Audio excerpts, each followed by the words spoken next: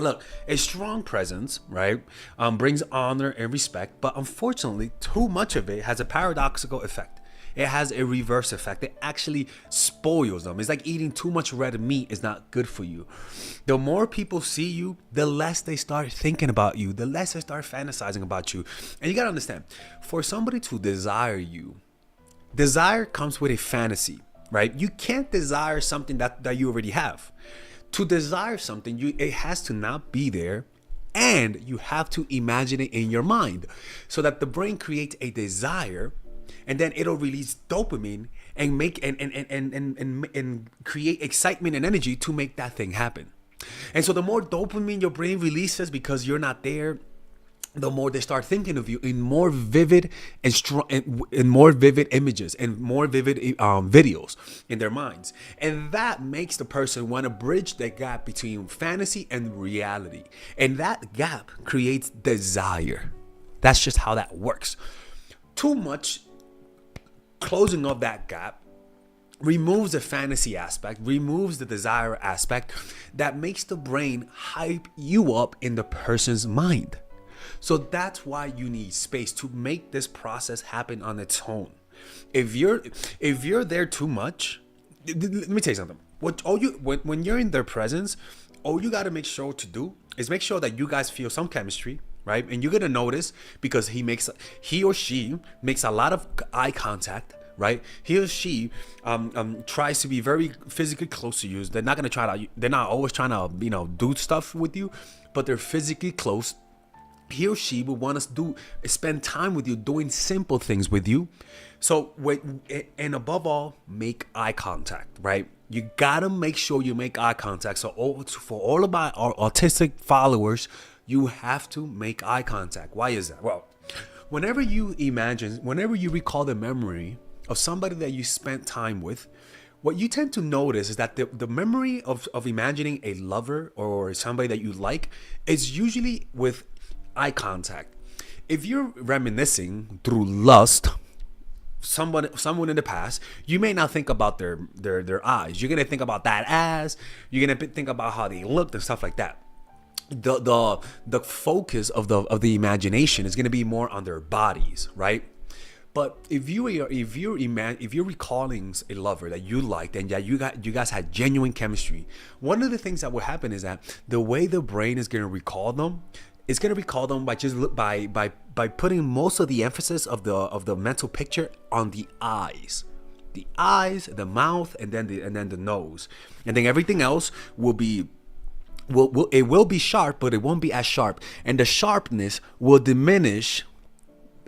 Like from the sharpest will be in the eye, and then it'll diminish the further it goes. But the difference is this: is that the image in the mind is still gonna be colorful, vibrant, and big, and with an emotional impact. But the most vibrant and the sharpest part of that imagination is going to be in the eyes. And also, the eyes is the one thing that has the most contrast, right? Out of all the body, the eyes has the most contrast. It has the whitest part and the blackest part. So it's obvious that whenever you are imagining your lover, you're going to imagine the eyes. Now, the mouth is the next thing that has a lot of contrast, right? So you're going to first imagine the eyes, and then you're going to imagine the mouth, because the mouth has a lot of contrast. It has the teeth, and it has the blackness on the inside, right? So those are the two things that you tend to focus on when you're having those mental images.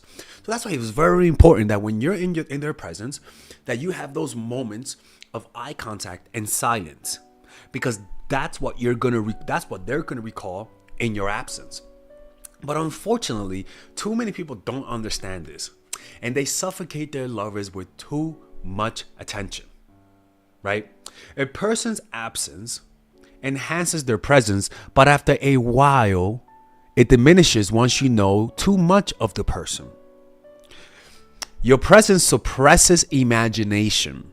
When you're there, when you're in their presence, it suppresses imagination. So what does that do? It suppresses desire. The more you imagine your lover, the more you want them. The less you imagine them, the less you want them. So when there's no imagination, there's no surprise, no mystery, no ambiguity that makes people want to see you more. It's how that works. So what people want is their imagination to be stimulated. So mix truth with fantasy. They want to desire something. So that's why so and it's actually even better if when you're in the presence, you dress in a way that represents a stereotype. Don't just dress in a banal way, right? Dress in a way that communicates a stereotype, right? For example, when you see me, I represent something in culture, right? I represent, spiritual, hipster, a little bit of hood. I'm not from the streets, but a little bit of unhingedness, and that does activate people's imagination because there is an archetype. You could think of Jimi Hendrix. You could think of what's that black guy that plays the guitar? That he was from the 90s. He kind of looks like me. He's better looking, by the way. What's his name again? Lenny Kravitz. There's an archetype to me. What you want is to have a physical archetype. Look like something in culture that's elevated, and literally you could just dress it, right? So for example, for me, when women imagine me in their minds, this is more exaggerated in their minds. Like my archetype in their minds is more exaggerated, and they fall in love with that exaggerated version of me, right? It doesn't mean that they're not falling in love with me, right? Because eventually the honeymoon period will go down and all the smoke is going to clear away, and if they actually like me, they're going to stay, but this is the process. This cannot happen if you're always there, if you're always suffocating them. Even if they're your neighbor, you have to put limits on how often they see you, because if you are always there, how many couples broke up because of the pandemic? And it's not that the coronavirus made people not love each other. No, it's the fact that they were always there that caused the conflict, right? So remember, the more distant an object is, the more they want it. People want you more when you're not there. People want you less when you're there. It kind of sucks, but just imagine any person that you were dating. You usually have the strongest desire when they were not there. And once they're there, it's not that you don't want them, but that the desire goes down because it finally fulfilled its purpose. It bridged the gap between imagination and reality. And now you just appreciate them with your bonding hormones.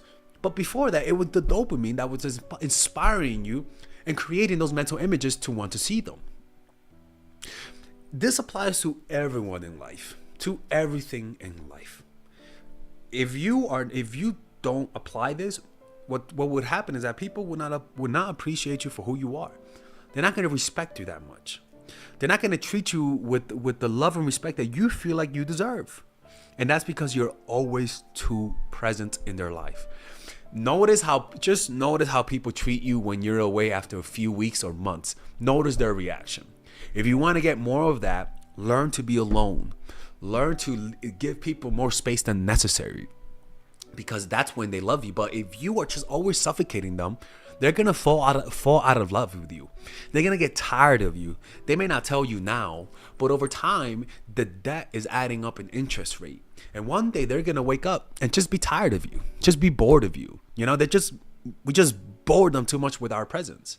All right, guys, we're gonna have a brief intermission so that I could tell you guys about our new bundle that we're doing, where you guys can purchase all of my courses and get it at a discount. So this bundle is pretty much the bundle where you could just buy all of my courses. You could buy Nice Guy, which is a training course on how to come across more assertive, how to come across more confident, how to not give off nice guy vibes.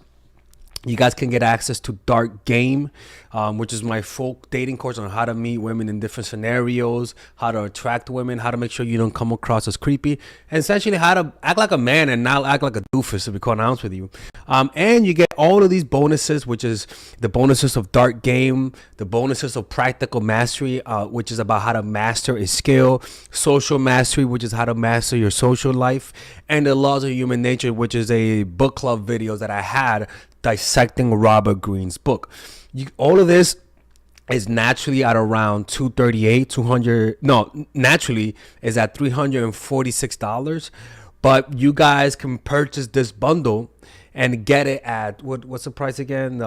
Get it at 238 pretty much. So you guys can purchase it right now. It's a money back 30-day money back guarantee.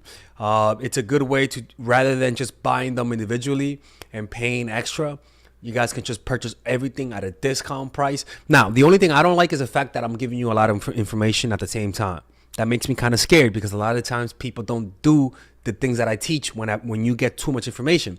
But I've gotten too many requests to do this, so I'm just satisfying you guys. Purchase it right now by clicking on the description down below where it says purchase the bundle. All right, let's continue with the video.